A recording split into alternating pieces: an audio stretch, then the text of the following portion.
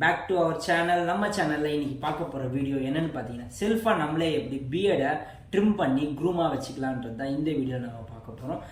அந்த ட்ரிம் பண்ணுறதுக்கு பார்த்தீங்கன்னா உங்களுக்கு எந்த ஒரு கைட்லைன் டூல்ஸுமே இல்லாமல் எப்படி நம்ம பண்ணலாம் செல்ஃபாக வீட்டில். ஒரு எமர்ஜென்சியாக எங்கேயாவது போகிறோம், இல்லை அக்கேஷனாக எங்கேயாவது போகிறோம், அந்த டைமில் வந்து நம்மளே எப்படி பண்ணிக்கலான்றது தான் இந்த வீடியோவில் நம்ம பார்க்க போகிறோம். அதுக்கு முக்கியமாக ஒரு ட்ரிம்மர் தேவைப்படுது உங்களுக்கு, ஓகேங்களா? ட்ரிம்மர் இல்லாமல் இதை பண்ண முடியாது. ஸோ ட்ரிம்மர் வந்து இம்பார்ட்டன்ட்ங்களா. முக்கியமான சில டிப்ஸ் மட்டும் இருக்குது இதில். என்னன்னு பார்த்தீங்கன்னா, நீங்கள் பியர்டை ட்ரிம் பண்ண போகிறீங்க அப்படின்னா ஃபஸ்ட்டு நம்ம என்ன பண்ணுவோம்னா மிரரை பார்ப்போம், ஓகேங்களா?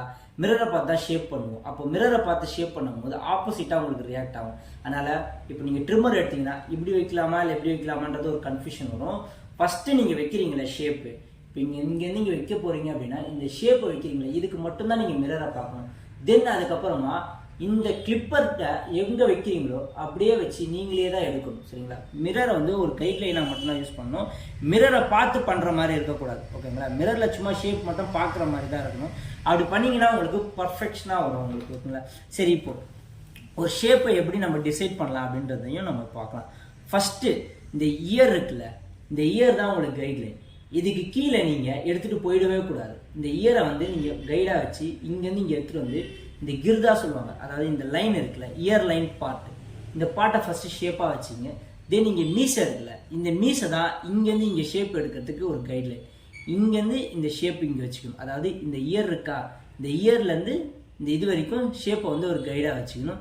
தென் அதுக்கப்புறமா இங்கே நம்ம கீழே எடுக்கும் போது இந்த இடத்த ஃபஸ்ட்டு ஷேப் எடுத்துக்கணும். தென் அதுக்கப்புறமா நம்ம டிசைட் பண்ணிக்கணும், இங்கே எடுக்கலாமா இல்லை இங்கே கீழே எடுக்கலாமா இல்லை இன்னும் கீழே எடுக்கலாமா அப்படின்னு டிசைட் பண்ணிவிட்டு நீங்கள் கரெக்டாக எடுத்தீங்கன்னா அதுவே போதும். ஜஸ்ட் நான் உங்களுக்கு ஒரு டெமோவாக இப்போ நான் ஒன்று பண்ணி காட்டுறேன், பாருங்கள்.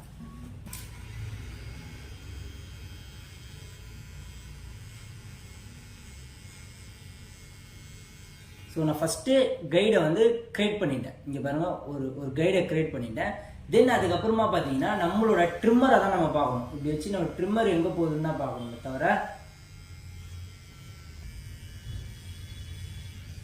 பார்த்தீங்கன்னா தெரியும் ஷேப் அழகாக எடுத்துருக்கோமா, கைடை வச்சு எடுத்துருக்கோமா. ஃபஸ்ட் நம்ம கைடை க்ரியேட் பண்ணோம், இந்த கைடை வச்சு அப்படியே லைனாக எடுத்துட்டோம். மிரரை வந்து பார்த்தீங்கன்னா சும்மா ஜஸ்ட் பார்க்கறதுக்கு மட்டும் தான் யூஸ் பண்ணுங்கள். மிரரை பார்த்து நீங்கள் பண்ணீங்கன்னா ஆப்போசிட்டில் தான், மிரர் ரிஃப்ளெக்ஷன் மட்டும் இனிமேல் ஆப்போசிட்டில் இருக்கும், ஓகேங்களா? நீங்கள் இதை நீங்கள் இப்படி எடுத்துகிட்டு போவீங்க, ஆனால் பார்த்தா அது இப்படி இருக்கும், ஓகேங்களா? அதனால் சும்மா ஜஸ்ட்டு ஒரு மிரர் வந்து ஒரு சப்போர்ட்டாக வச்சுட்டு பண்ணுவீங்க. அதுக்கப்புறம் இப்போ கீழே இருக்கிறதெல்லாம் எடுத்துருங்க. ஃபஸ்ட்டு இதெல்லாம் கூட எனக்கு தெரியாதாடா அப்படின்னு இருக்கும்.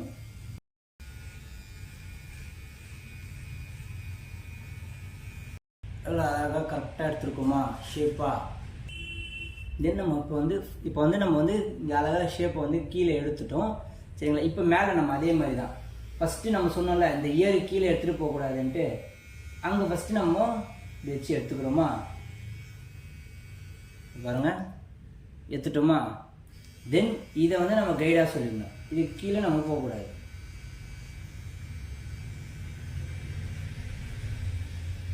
இங்கேயும் எடுத்தாச்சு, கரெக்டாக எடுத்துங்களா, எடுத்தாச்சு. இப்போ முக்கியமான சில இது என்னன்னா, உங்களுக்கு வாட்டம் வராது. ஒரு சைடில் ரைட் ஹேண்ட் சைடில் நல்லா வாட்டம் வரும், லெஃப்ட் ஹேண்ட் சைடில் பண்ணும்போது வாட்டம் வராதுல்ல. அப்போ என்ன பண்ணணும், நல்லா இந்த மாதிரி பண்ணிவிட்டு அப்போது வந்து பார்த்தீங்கன்னா முக்கியமாக உங்களுக்கு இதை நீங்கள் வச்சிங்களேன், இதை ரொம்ப இம்பார்ட்டண்ட்டாக பார்த்துக்கணும். இதை பார்த்துட்டு அதுக்கேற்ற மாதிரி ஃபஸ்ட்டு இந்த சைட்லேருந்து போங்க. இந்த சைடில் வாட்டம் வரும்போது நம்ம ஃபஸ்ட்டு இந்த கைட்லைன் எடுத்தோம்ல, இந்த கைட்லைன் எடுத்து இதை வச்சு இதை பண்ணல. இப்போ இந்த ரைட் ஹேண்ட் சைடில் பண்ணும்போது இதை கைட்லாம் வச்சுக்கணும். வச்சுக்கிட்டு அழகாக நீங்கள் பண்ணி அப்படியே இப்படி தள்ளினீங்கன்னா அழகாக வந்துடும். அவ்வளோதான். இந்த சைடும் பாருங்கள், கைட்லைன் அழகாக எடுத்தாச்சா. இப்போ ஷேப் வந்து பர்ஃபெக்டாக எடுத்தாச்சு. தென் இதுக்கப்புறம் வந்து பார்த்தீங்கன்னா அவங்கவுங்களுக்கு ஏற்ற மாதிரி ட்ரிம் பண்ணிக்க வேண்டியதான். அவங்கவுங்க எவ்வளோ ட்ரிம் பண்ணுவீங்களோ, உங்களுக்கு எவ்வளோ ட்ரிம் பண்ண பிடிக்குமோ அதுக்கேற்ற மாதிரி ட்ரிம் பண்ணிக்கலாம். அது வந்து பார்த்தீங்கன்னா எப்படி ட்ரிம் பண்ணணும்னு பார்த்தீங்கன்னா லாஸ்ட் ஸ்டேஜ்லேருந்து நீங்கள் ட்ரிம் பண்ணணும். ஒரு ட்ரிம்மரோட சைஸஸ் கொடுத்துருப்பாங்க உங்களுக்கு, கிளிப்பர் இந்த மாதிரி ஷேப்ஸ் கொடுத்துருப்பாங்களா. இது லாஸ்ட் ஸ்டேஜ்லேருந்து நீங்கள் கொஞ்சம் கொஞ்சமாக பண்ணிட்டு வந்தீங்கன்னா அது உங்களுக்கே ஒரு ஐடியா வந்துடும், ஓகேங்களா? இப்போ ஜஸ்ட் நான் நார்மலாக எனக்கு பிடிச்ச மாதிரி நான் பண்ணுறேன்.